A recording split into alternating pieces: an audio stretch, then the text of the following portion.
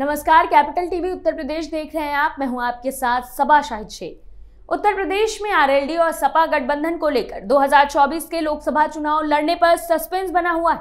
RLD ने UP की 12 लोकसभा सीटों पर चुनाव लड़ने की रणनीति बनाई, जिसके लिए तैयारियां भी शुरू कर दी है।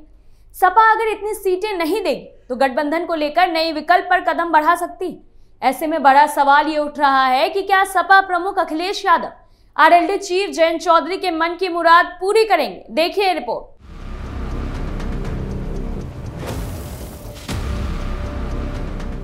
पश्चिमी उत्तर प्रदेश की सियासत जयंत चौधरी के इर्द गिर्द सिमटी हुई है और जाट समुदाय के वोटों के साथ दलित और मुसलमानों को भी अपने साथ जोड़कर मजबूत गठजोड़ बनाने की कवायद में जुटे हैं।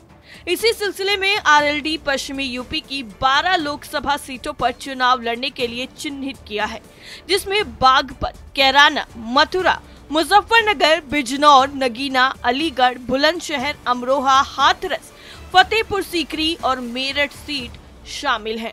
आरएलडी के राष्ट्रीय सचिव कुलदीप उज्ज्वल का कहना है कि 12 संसदीय सीटों पर तैयारी कर रहे हैं, जिसके लिए पूरे दमखम के साथ पार्टी लगी हुई है।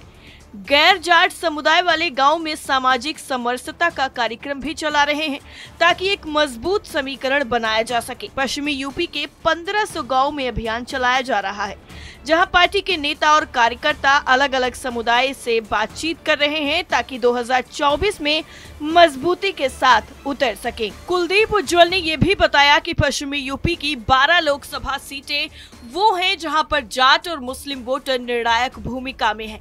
जाट और मुस्लिम समुदाय भी इस बात को समझ रहे हैं कि बीजेपी को इन सीटों पर हराने के लिए आरएलडी ही पूरी तरह से सक्षम है। सपा के साथ हमारा गठबंधन है, लेकिन 12 सीटों से कम पर पार्टी समझौता नहीं करेगी। सपा 12 सीटें नहीं देगी तो हमें दूसरे विकल्प पर सोचना होगा। सूत्रों की अगर माने तो आरएलडी भले ही 12 लोकसभा सीटों पर डिमांड कर रही हो, लेकिन अखिलेश यादव 5 से ज्यादा सीटें देने के मूड में नजर नहीं आ रहे। 2019 में आरएलडी को 3 सीटें सपा बसपा गठबंधन में मिली थी, जिनमें बागपत, मथुरा और मुजफ्फरनगर सीटें शामिल थी।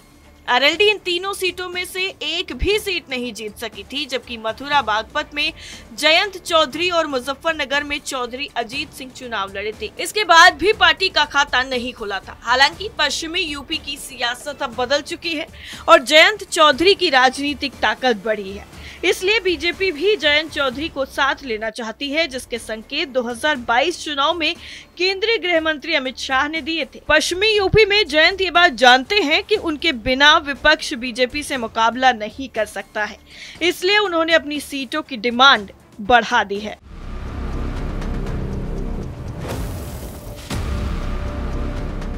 अखिलेश यादव पश्चिमी यूपी में जयंत चौधरी का सियासी आधार और जाट वोटों को देखते हुए 2024 में अपने साथ रखना चाहते हैं, लेकिन पश्चिमी यूपी को पूरा उनके भरोसे भी नहीं छोड़ना चाहते।